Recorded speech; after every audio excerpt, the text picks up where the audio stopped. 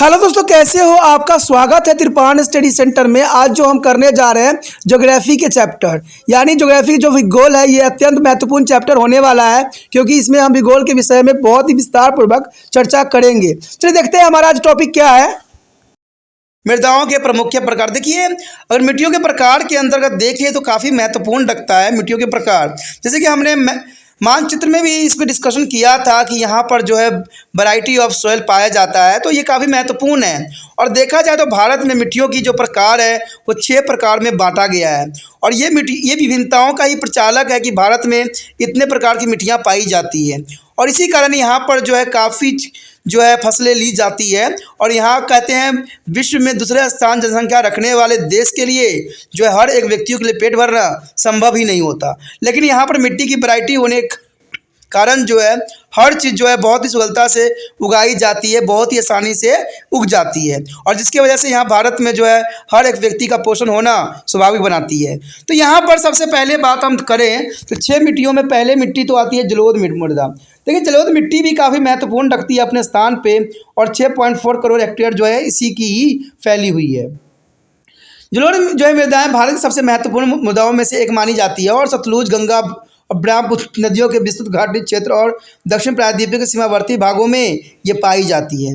और भारत की सबसे उपजाऊ भूमि के 6.4 करोड़ हेक्टेयर क्षेत्र में जो है जलोढ़ मृदाएँ फैली हुई है। और जलोढ़ मृदाओं का गठन जो है बलुआई, दोमट और मृत्तिका दोमट तक होती है। तो ये काफ़ी महत्वपूर्ण है कि जलोढ़ मिट्टी का जो निर्माण हुई है, जो गठन हुई है, बलुआई, दोमट और मृत्तिका दोमट से हुई है।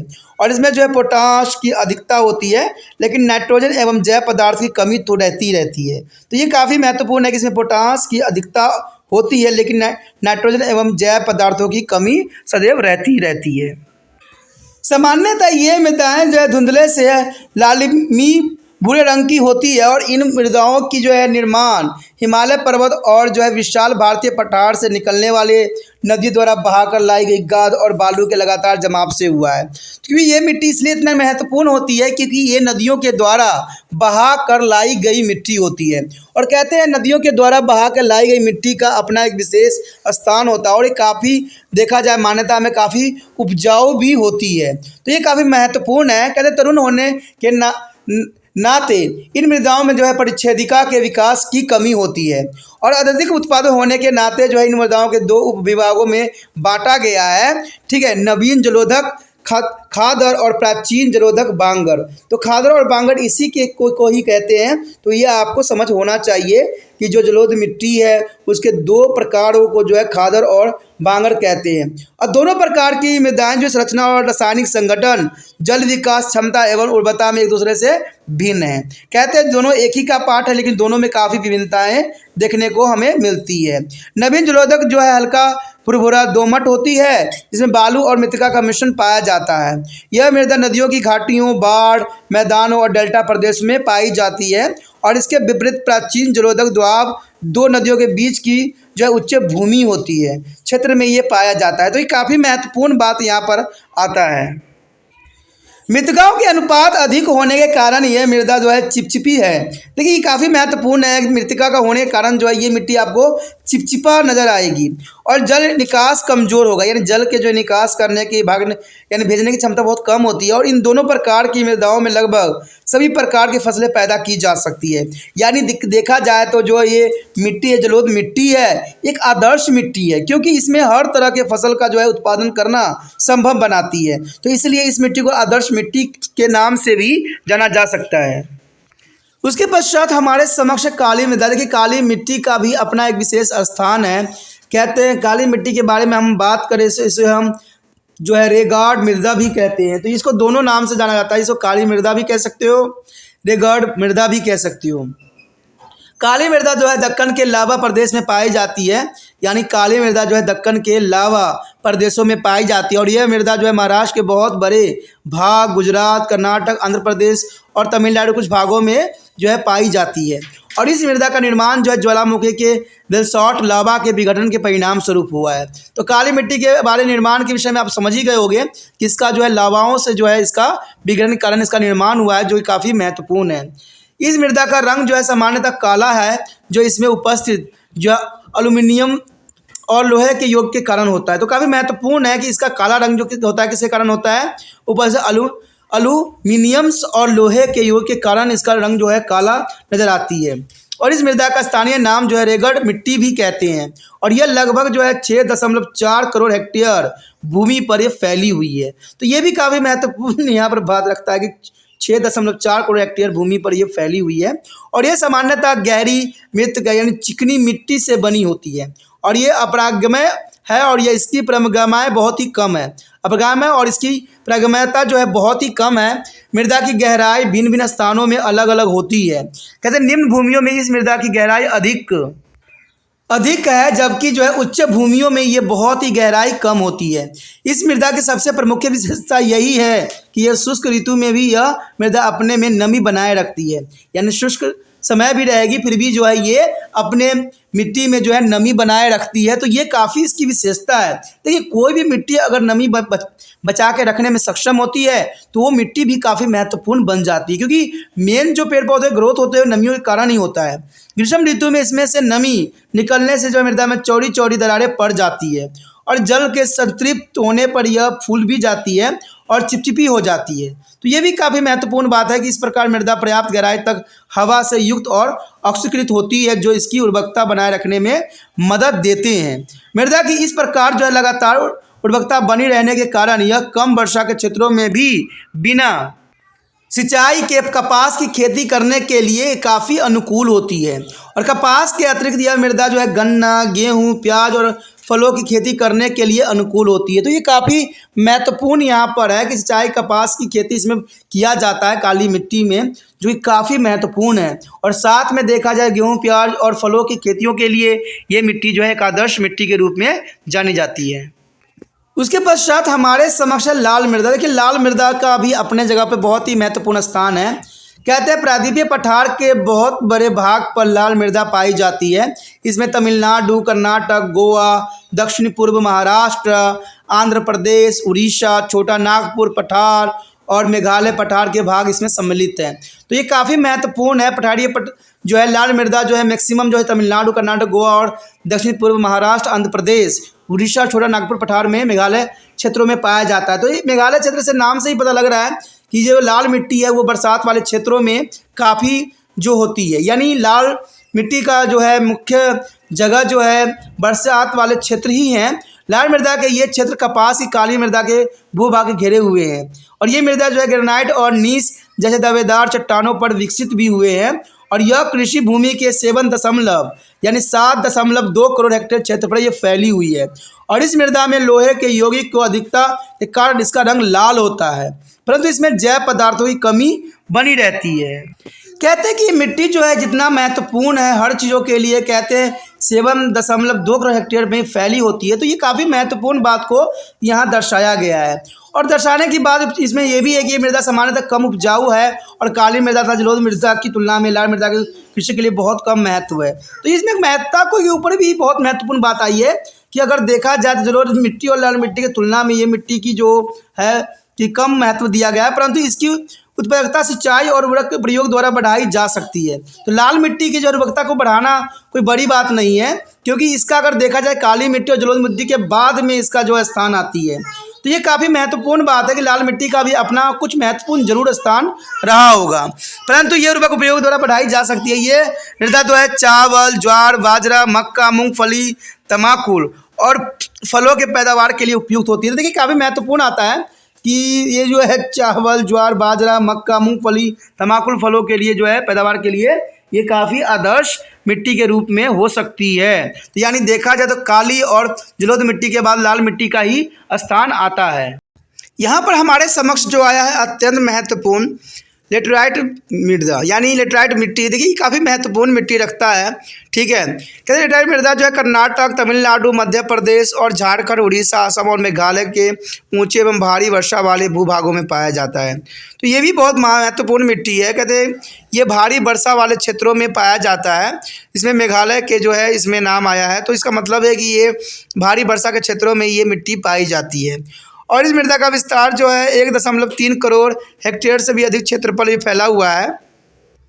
और इस मृदा का निर्माण उष्ण एवं आर्द्र जलवायु दशाओं में होती है। लेटराइट मृदा जो है विशेषतः ऋतु वर्त भारी वर्षा वाले जो है ऊंचे सपाट अपर्दत सतहों पर पाई जाती है, जो कि काफ़ी महत्वपूर्ण है। यानी लेटराइट मृदा जो विशेषतः ऋतु वर्त भारी वर्षा वाले ऊंचे सपाट अपर्दत सतहों पर पाई जाती है। तीव्र निक्षालन क्रिया द्वारा पोषण तत्वों का नाश हो जाना इस मृदा का सामान्य लक्षण है।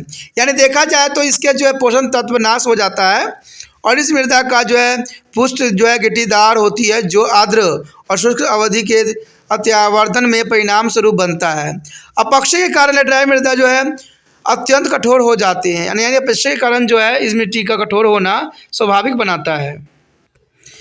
इस प्रकार लेटराइट मृदा की प्रमुख विशेषताएं हैं जो जनक शेल और पूर्णतः रासायनिक विघटन, सिलिका एवं संपूर्ण क्षालन, अल्युमिनियम और लोह के ऑक्साइड द्वारा जो है मिला लाल भूरा रंग और हुमस की कमी। इस मृदा में पैदा की जाने वाले सामान्य फसलें चावल, ज्वार, बाजरा, गन्ना, निम्न भूमियों के और जो है रबर, कहवा, चाय जैसी रोपण फसलें उच्च भूमियों में उगाए जाते हैं।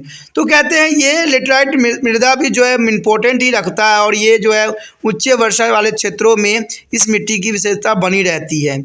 और इस मिट्टी में जो है मैक्सिमम गन्ना, बाजरा, ज्वार, चावल, रबर, कहवा, चाय जैसी फसलें ही उगाई जाती है, जो कि काफ़ी महत्वपूर्ण है। ये लेटराइट मिट्टी की भी इम्पोर्टेंट को हम इसमें नज़रअंदाज नहीं कर सकते। ये कठोर हो बेशक ली जाती है, लेकिन इसकी जो है विशेषता अपने जगह पर जो है प्रमुख रखती है। उसके पश्चात हमारे समक्ष है मरुस्थलीय मृदा। देखिए मरुस्थलीय मृदा का भी अपना विशेष स्थान यहाँ पर बनता है। कहते हैं मरुस्थलीय मृदाएँ पश्चिमी राजस्थान, सौराष्ट्र, कच्छ, पश्चिमी हरियाणा और दक्षिण पंजाब में पाई जाती है। तो मरुस्थलीय मृदा भी अपनी जगह पर अपना विशेष स्थान रखता है और इन क्षेत्रों में इस मृदा के पाए जाने का सीधा संबंध वहाँ पर जो है विद्यमान मरुस्थलीय एवं आर्द्र मरुस्थलों की दशाओं का होना है। तो 6 महीने तक पानी की अनुपलब्धता भी इसका कारण बनता है।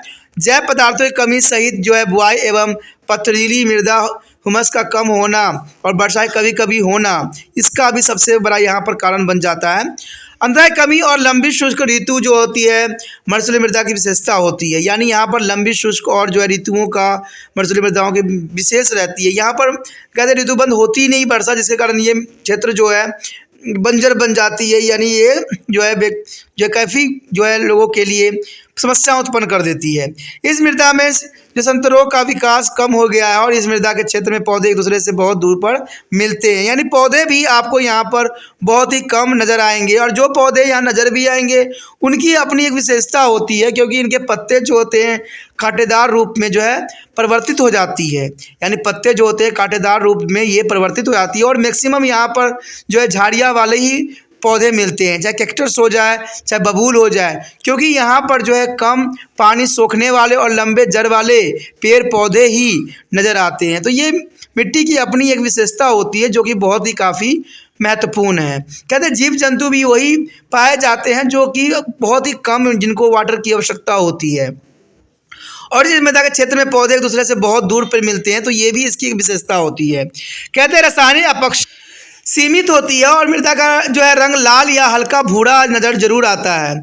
सामान्यतः इस मृदा में कृषि के लिए आधारभूत आवश्यकताएं की कमी है, परंतु जब पानी उपलब्ध होता है तो इसे विविध प्रकार की फसलें जैसे कपास, चावल, गेहूं आदि उर्वरक की उपयुक्त मात्रा में देकर पैदा की जा सकती है। तो देखा जाए इस मिट्टी की भी अपनी एक विशेषता है।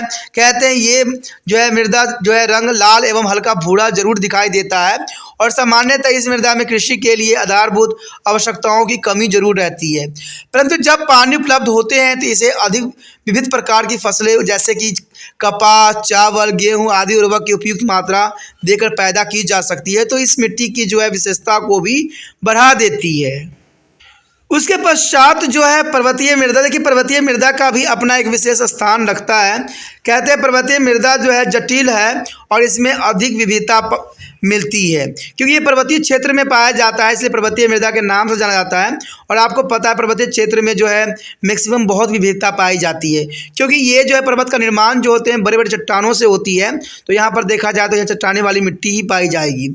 यह जो है नदी, द्रोणी और निम्न ढलानों पर जलोढ़ मृदा के रूप में भी पाई जाती जाती है यहाँ पर ऊंचे भागों पर जो है अपप्रवृत्त मृदा या पथरीली मृदा ही पाई जाती है। तो पथरीली मृदा पर जो है कृषि का होना बहुत ही दुष्कर्म होती है।